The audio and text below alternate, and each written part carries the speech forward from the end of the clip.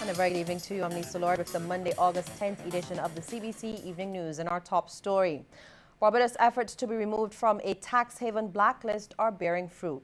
We're hearing that Spain has removed Barbados from its tax blacklist. It follows a protest from the Ministry of International Business, and this latest development comes after a recent decision was taken by members of the European Union to blacklist the island for being a non-cooperative tax jurisdiction.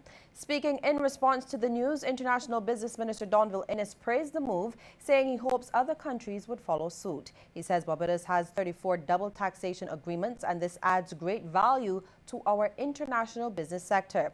Minister Innes also says Barbados is expecting that such an agreement with Italy, and over the next few weeks, formal negotiations on a tax treaty with Cyprus will commence in London. The minister says that a team from Barbados will be heading to London to oversee the negotiation process, and it would include the Deputy Director of International Business, Robert Folks, a senior official from the Barbados Revenue Authority, and an international business consultant who is based in London. Businesses surrounding the Robert Street area could expect a more efficient waterworks system in the coming weeks, but this could come at a cost to many road users who frequent the area daily. A major portion of the Barbados Water Authority's mains laying project will start from tomorrow. This means businesses and residents in the area can soon expect improvements in the quality and delivery of water.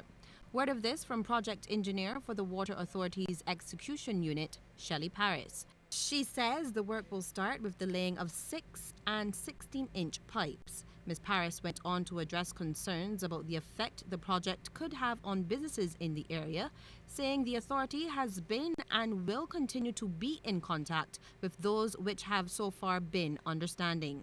This main, as I mentioned in previous briefings, is over 150 years old, and they would know the impact that it has whenever we've had to do a repair. The last time we were out as long as about 72 hours.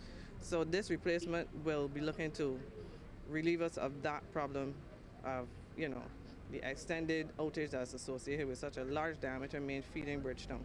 General Manager of Infra Incorporated Roger Gill says the pipes to be laid will be made of a material called high-density polythene.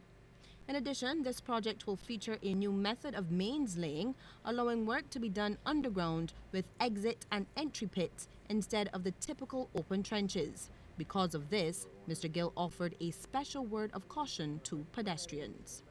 We would like the pedestrians to be mindful and to be careful. I know they'll be curious, but do so in a safe manner. We will take all the necessary precautions to prevent any accidents to these pedestrians. According to estimates, work will continue for the next 4 weeks, employing up to 60 persons, and will result in a number of traffic diversions. After this section is completed, the Water Authority will begin laying mains in the area of the Pine East-West Boulevard and successfully complete their 7-month-long mains laying project. Well, as we just told you, a number of delays will result from the mains laying being conducted on Robux Street. Those traveling on Marhill Street must keep left onto Rickett Street, as no traffic will be allowed onto Palmetto Square via Robux Street. Traffic coming through Magazine Lane will be diverted right through Synagogue Lane. Traffic traveling on St. Michael's Road towards Spry Street must go through Dighton's Alley, and persons traveling through Church Village towards the Central Bank will divert through Garnick Street onto St. Michael's Road. Well, fast food chain Burger King has officially opened a 4th outlet in Barbados. 18 people will be employed at the new Sheraton branch. According to Chairman of Williams Industries, Ralph Busy Williams, the location is ideal due to the steady flow of customers throughout the food court. He says the company will continue to contribute to the economy as the majority of the products will be sourced locally.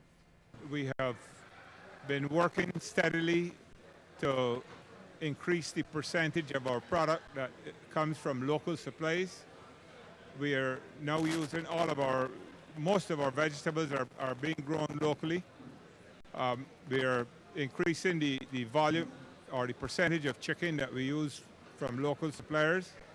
All of our bread, or almost all of our bread now, is being produced locally, and we are working towards further developing the chicken business in different flavors and so on. Meanwhile, General Manager Ryan Walters promises that as the company continues to expand, the emphasis will remain on the quality of its products. But we are not in a race to open restaurants. We want to be the best, so we can be the best with 1, 2, 3, or 4 restaurants. So our focus really is to make sure that our customers have good quality product and excellent service, no matter how much restaurants we have.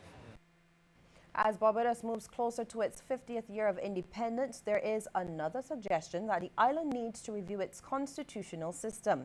It's coming from Attorney General Adriel Brathwaite just months after Prime Minister Frondell Stewart suggested that the Queen should be removed as the head of state. The Attorney General made the comments during a lecture which is part of the Impact Justice series hosted by the University of the West Indies. Though saying he is no advocate for republicanism, Mr. Brathwaite agrees that the island's system of government is ready for change. If you take out the emotion out of it, and if you accept that for a country that's invested so much in education, if you accept that a country that really have so many bright people, there's no other way of putting it, so many bright people, that we really don't need to depend as much as some people would have us believe that we need to depend on someone sitting in London to determine what is our best constitutional model and what is our best framework for development, etc. Well, a driver narrowly escaped serious injury this morning when the truck he was driving ran off a section of the ABC highway near Huttersville Turning. The vehicle was transporting a load of marl and it came to a rest on its side. It's owned by Ver King Transport Services and was driven by Leo Holligan. A major drug bust off Paradise Beach, St. Michael this morning. Reports are that 2 men are in custody after lawmen seized over 400 pounds of cannabis in the area. This after they intercepted a fishing boat about half-mile from the beach. 11 bags weighing just over 400 pounds were found and investigations are continuing into that seizure. Meantime, police are continuing investigations into 2 more shooting incidents in what has been a wave of gunplay in recent weeks across the island. According to Police Public Relations Officer Acting Assistant Superintendent David Welch, a man was shot in his right ankle during an incident at Brandon's Beach sometime yesterday afternoon. The man, whose identity has been withheld, was taken to the Queen Elizabeth Hospital for treatment.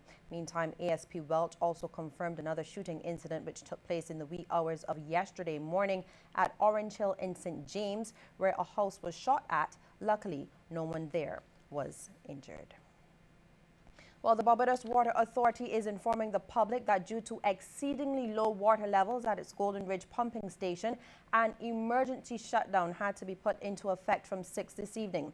It will last until 4 tomorrow morning. As a result, residents in parts of St. Thomas, St. George, St. John and St. Philip will experience low water pressure and outages. Nearly 50 districts in all will be affected, and all of the affected residents are therefore advised to store water for domestic use during the hours of disruption. The authority has promised that tankers will be dispatched to the affected areas. The BWA apologizes for the inconvenience and assures its valued customers that it is doing everything possible to rectify the problems. Well, we will have more news in just a moment, but first we want to get your take on this question.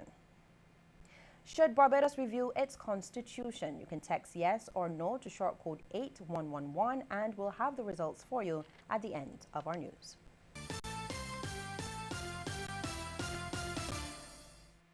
Hi, I'm Red Plastic Bag.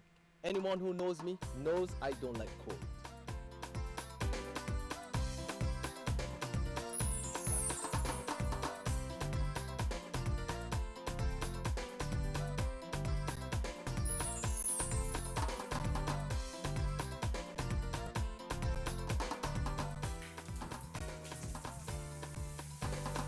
Sunshine reigns in my country. I love it. Get your sun power. Sharing everything is our style. No camera can capture our magic. But when a cold hits, my head is somewhere else. I need that cold out and life back in. When a cold keeps you away, reach for Panadol Multi-Symptoms. Clinically proven ingredients for a total response to help clear your physical symptoms. So I can be fully there for them. Panadol Multi-Symptoms. When the cold is gone, life takes its place.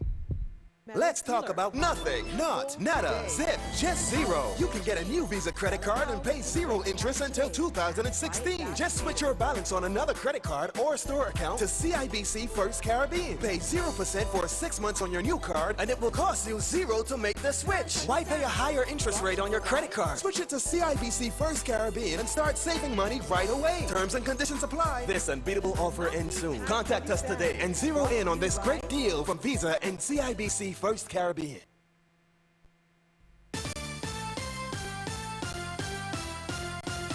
A local priest is concerned with Barbadians who exhibit double standards about what is morally right or wrong. Priest of the St. Patrick Cathedral Church, Monsignor Vincent, says people are fast to judge others who are facing homosexuality challenges, but he says are accepting of fornication and adultery. He says the Bible should not be used to insult people. One of the things about us as people, and particularly us as Christians, we like to pick up the Bible and to bash people with the Bible and say, the Bible said, and we cannot today. Now, first of all, our understanding of the Bible, we understand the Bible now better. The Bible was written within a certain context. It wasn't written in the 20th century. Monsignor Vincent was speaking to CBC News this morning at the St. Patrick Cathedral Church. He also says younger people seem to be understanding the Bible better. I think people are beginning to understand the Bible, not because they want to suit themselves, but to understand it in a different way, because, as I said to you earlier, it was written within a particular context. And that context doesn't exist anymore. The 13-year-old girl reported missing almost the entire weekend is now back at home. Police say Malia Holder of Dunlow Lane, Bay Street, St. Michael was located and is safe. Police reported Malia missing on Saturday afternoon.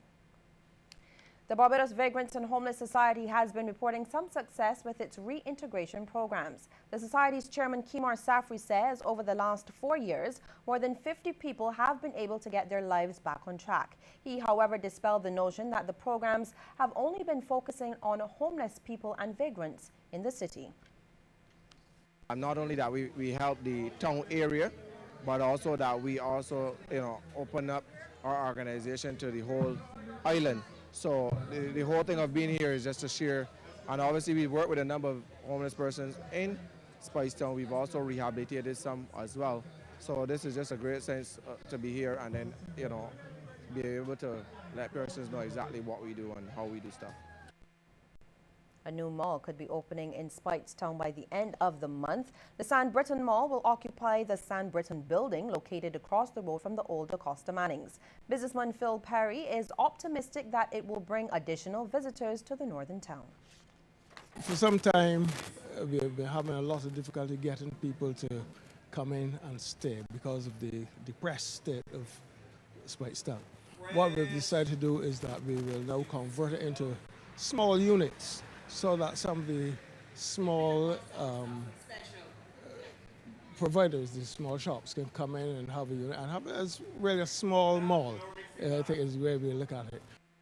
Well, so far all of the 8 spaces have been booked, and Mr. Perry says they will be occupied by small businesses. We have baby clothes, we're going to have shoes, we have the plasticware, cups and bags and so on. We should be having a top-up area, and then we have dresses and so on. So we should have a good mix so that anyone coming into Speightstown wouldn't have a visit to Speightstown unless they pass through the small mall. And Barbados Gold Coast has another treasure, the Speightstown mural. More in this story on murals in Barbados, Life in the Stones. From a distance, there seems to be a hole in the wall of the Jordan supermarket in Speightstown. Get a bit closer though, and it looks like a man staring into a cave. And it's only when you're right in front of it that you realize this is a mural. The visionary behind this project, Pierre Spinard, explains the illusion. The idea or the signature behind the mural is to always have a bystander within it, tricking your eye, fooling you. You know, people would come and see that he's not real. And the illusion is successful. I've had people look at some of the pictures that are online and printed and asked where the entrance was to the caves, because when you look at it from such a great distance, you think the entrance is over here. The mural is 20 by 80 feet. It tells the story of Barbados as this little island grew from the rocks. Over here you have the praying altar in Harrison's Caves, the pool of water, reflected water, with the calcite deposits within it. You know, a lot of thought. You know, a lot of thought went into creating the mural. Barbados has a rich history that Mrs. Spinnard wants to preserve in artwork. So he went searching for an artist with a particular type of skill. Sir Henry Fraser suggested I contact a top world muralist that had done like over 200 of them worldwide. He definitely had the expertise in terms of medium, in terms of materials, in terms of prep work. We have the artists that know how to do it, but the tools, we needed some exposure. And over that time, local artist Don Small merged his knowledge and talent with the resources of international artist John Pugh. He's responsible for the storyboard on the actual bridge, spanning the 2,000 years of history from the Arawaks, the Carib, the silver-bearded fig tree, Christianity, slavery, Parliament. And you need to be proud that it's the second oldest parliament in this hemisphere. Morgan Lewis, the windmill, the railway system, running water in Bridgetown, the fountain. And we see Arrow Barrow either holding on to Parliament or giving it stability, stepping onto water, breaking the trident from Neptune. Mr. Small says he was impressed by his mentor's method of preparing for the mural, and he learned patience. John spends 2 to 3 days just mixing all the paint that he wants for the mural. 2 to 3 days. He makes all the colors. He has like something like 120 colors. He would have say 8 different tones of blue and green and so forth, so he ends up with a whole lot of colors. The fascinating thing about it is that when that mural is finished painted, the remaining paint is not touched. The mural has become a popular visiting spot for students, and Mrs. Spinnard has even created a quiz for them. He says some of the youngsters have been inspired by the piece. Probably the most significant statement a student said, after seeing and experiencing this, he would try to do something that he thought before that couldn't be done. So that was really well worth it. Mrs. Spinnard believes the trip to Speightstown to see the mural is worth it, and he says it's really not that far. It has a lifespan of 100 years anyway, so there's plenty of time to visit. Hopefully you'll make it sooner rather than later. Kimita Jones, CBC News. And still to come, a look at some of the stories making headlines across our region. But first,